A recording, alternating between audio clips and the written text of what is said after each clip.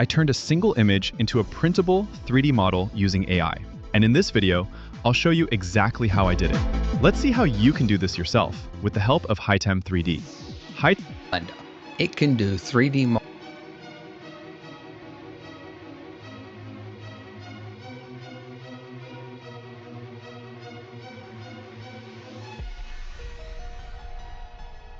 And Z.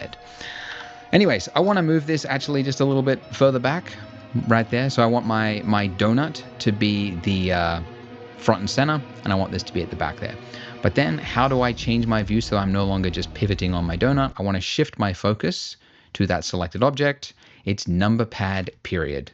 Or again, holding down that tilde key under your escape button and then hitting view selected is the same thing. Okay, so let's make this look like a coffee mug.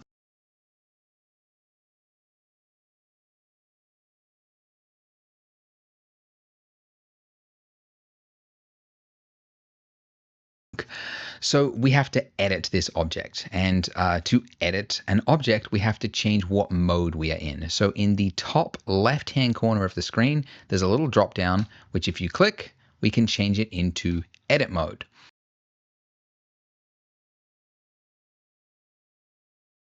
Okay, so when you're in edit mode, you can see the state has changed. The object that was selected now has a bunch of points and lines on it. And you'll also notice whilst you're in edit mode, you can't actually select any object. And it's worth pointing out this because this is a really common thing. A lot of beginners, they say, I don't know what happened, but I couldn't select anything in Blender. And usually it's just they're in the wrong state. They're in edit mode, they forgot, and then they tried to like come over here and then click something and they're like, why is it not selecting? Okay, so you have to be in object mode if you want to select an object. And if you want to edit something, you have to be in edit mode. But going to this drop down and doing this time and again would, again, be annoying. So Blender, of course, has a hotkey for it, and that is Tab. So Tab will just cycle you in and out of object and edit mode, just those two states, which is great because you need to use this all the time. So you usually come in, do some editing, go back into object mode, select something else, edit that one, go back to this. So that's, yeah, good one to remember, Tab.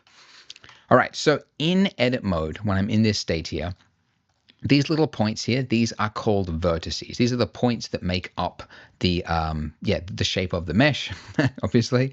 And then you've got edges. And you can actually select by changing the selection type from vertices, which is the default, to edges, clicking that little button, and then I can click on the edges or select faces. Okay, like this. And again, Blender has hotkeys for everything. So if you want to just know the hotkey, it's 1 to do vertices select, 2 to do edge select, and then 3 to do face select. Again, make sure you get my keyboard shortcut guide because it's a lot to remember. So I want to select the top of this cup here. It's got a lid on it that I don't want. So in face select mode, selecting that face, I'm going to hit X. Now it's going to ask me, what part do you want to delete? Which might sound redundant, but there is quite a lot of times in Blender you want to delete, even though you've selected a bunch of faces, you want to delete the entire vertices of those faces. So we have to confirm we want to delete just the faces from this list, and there we go. So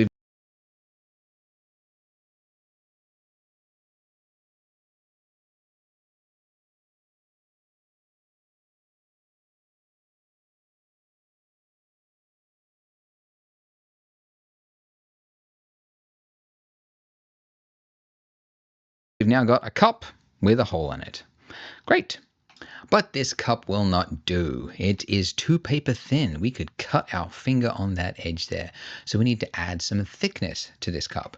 And while we could do this in edit mode, like you could select everything and extrude it in and whatnot, we don't need to because there is actually a function we can do to add thickness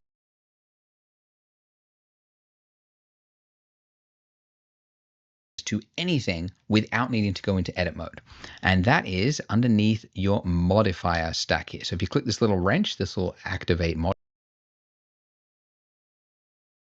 modifiers. Let's just drag this out. And if you click add modifier at the top there, you can see you've got a number of different options. And the one that we're looking for is solidify. So this is underneath the generate. And just in case this changes for a future version of Blender, you can also go to search at the top there, and you could just type in solidify from the list. Okay.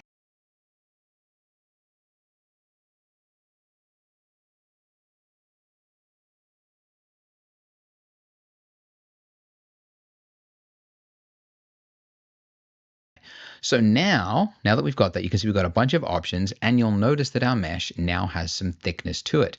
And I can change this thickness here. Now, watch what happens as I enter into edit mode. You will notice, as I select these faces here, I can't select this inside part of the cup there. And that's an important point because modifiers are not actually adjusting the real mesh. So the real mesh still exists here. If I disable this from the viewport by clicking this little monitor button there, you'll see that my mesh has not changed. This is just applying this effect after the fact. So it's basically in object mode. It's taking whatever mesh that you give it, which is this, and then it's adding thickness to every face, essentially. So the reason this is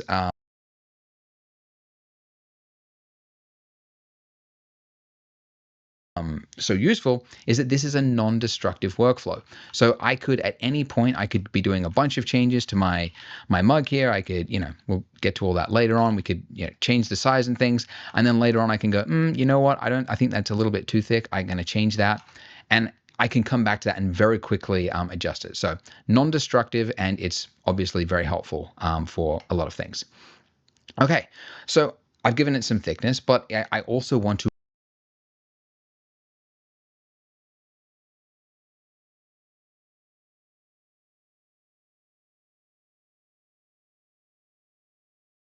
round this corner here. That's way too jagged. Just like before I said, we're going to add in an extra layer on top, which adds more geometry, and that is called your add modifier, generate subdivision surface. So yeah, all the way down there. You use it all the time, but it's like buried in there. Okay, so subdivision surface. So this appears to have like screwed up the mesh. It's like, whoa, what actually happened there? Let's just increase the levels viewport. So this is just increasing the number of times that it doubles the geometry. So you can see this is what we start with, right? This is the start. This is one level. Then we've got a bunch of options, and you'll notice that our mesh now has viewport. So this is just increasing it all the time, but it's like buried in there. Okay.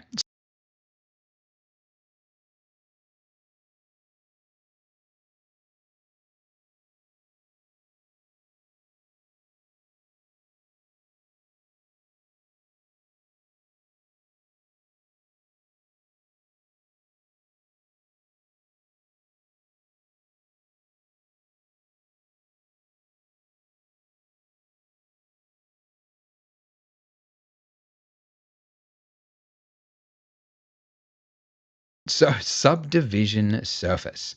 So this appears to have like screwed up the mesh. It's like, whoa, what actually happened there? Let's just increase the levels viewport. So this is just increasing the number of times that it doubles the geometry.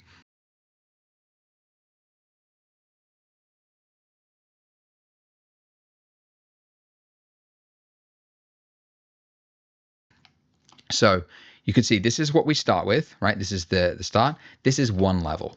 Then this is two levels. And then this is three levels. And every time you do it, it's doubling the geometry. But you can see it's giving us the effect we want. It's smoothing out that edge there.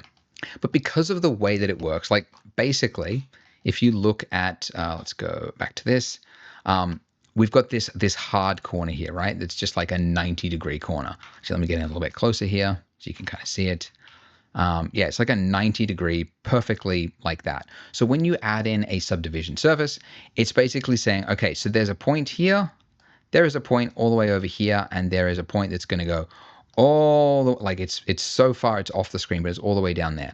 So what I need to do is I need to average out those points. So take the middle point of those three. So essentially from here to somewhere around here, and I'm going to add in a point like here. right? And then if you do another level, like level 2, it then places a point here, and then another point here.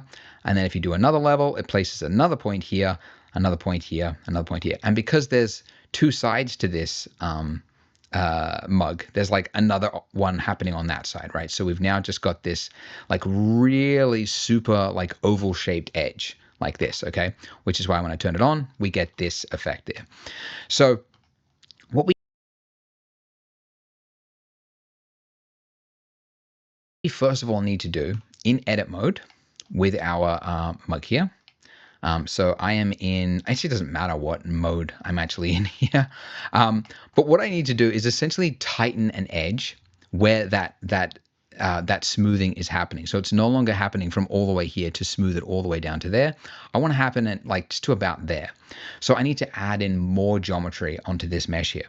So to do that, we need to add a loop cut. That is how you add in another level of another edge. So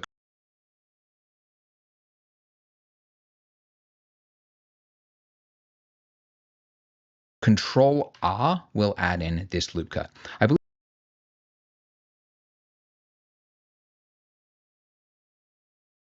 believe you can also find it from the mesh, like somewhere in here.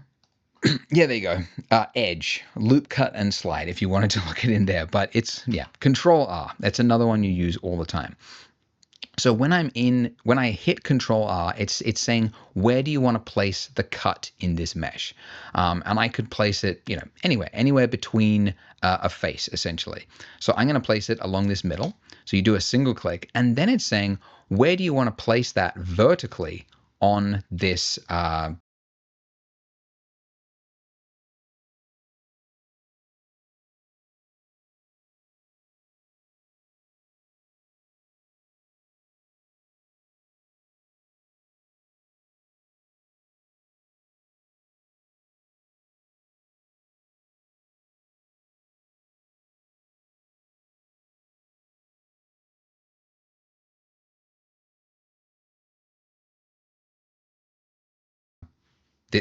this row of faces, essentially. So you can see as I bring it towards the top there, it's tightening that edge there. Okay, and that's exactly what I want. I want that edge to be much tighter than it was before. So that edge is now looking good, but now what about this one at the bottom there? This one's looking even worse.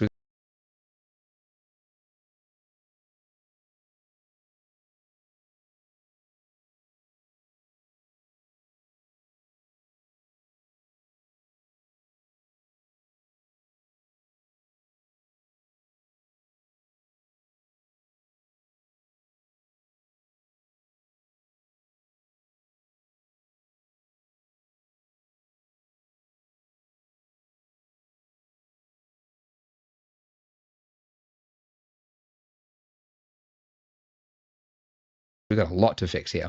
But first, I need to do another loop cut. So Control R, and then again, single click to confirm I want it on that row of faces.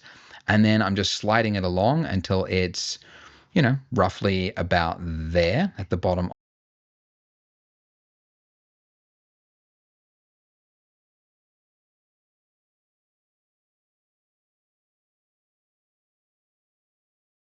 of my mug. Okay.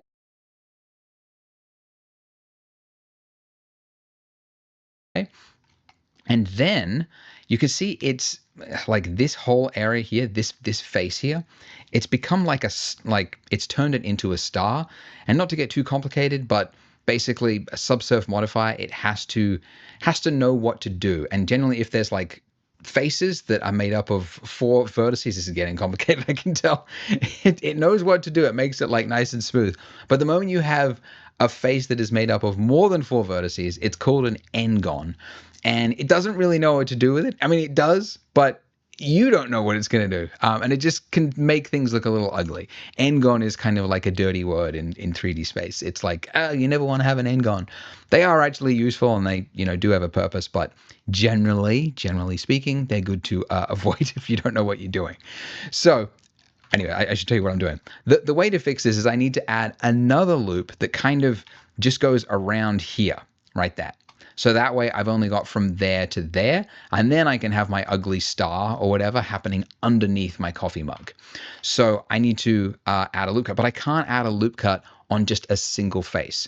Instead, what I need to do is it's called inset, to take a single face and then just like add in a loop around that face. And you do that by hitting I.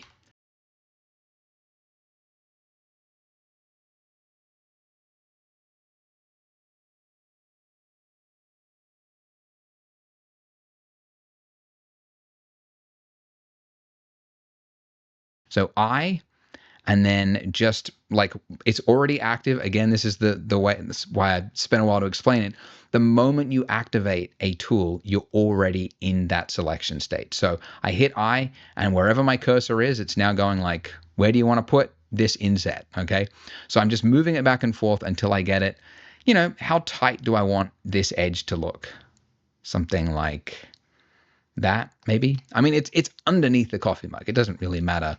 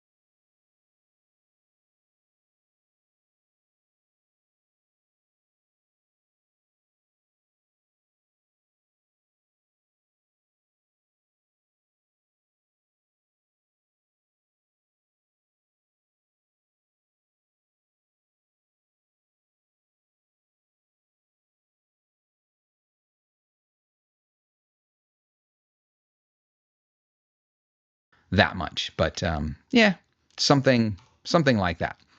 And there we go. So you can see this looks a lot nicer. And again, because we are in a non-destructive workflow, I've still got my solidify modifier at the top here, right?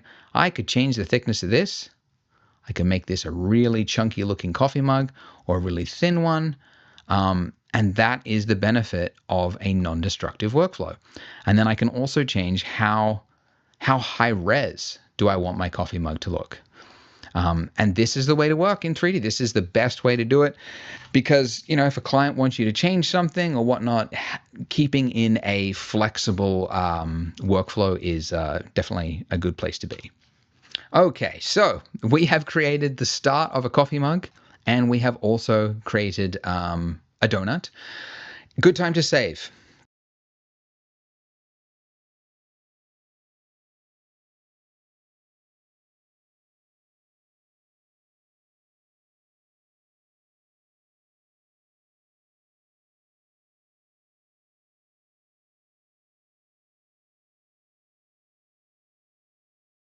Good time to save. So File, Save As, or Shift Control S, and then Save As. So the way I like to save things, and you might want to copy this, is to you come up with a name, underscore whatever, and then you put a number after it, and then you can actually see I've already saved my file. I don't want to override my existing save in case I need to go back to it for whatever reason. So I just want to add a number to it. And in other softwares, you have to come here and you have to type in the number, right? Not Blender. Blender has a hotkey for everything. If you hit plus or minus on your numpad or on the little field here, oh, you can't even see it. I'm right over the top of it, right there. This little field, these little plus and minus, it'll automatically add a number to the end of your file. So that's, really useful. So I'm just going to add a 2 there, and I'm going to hit save.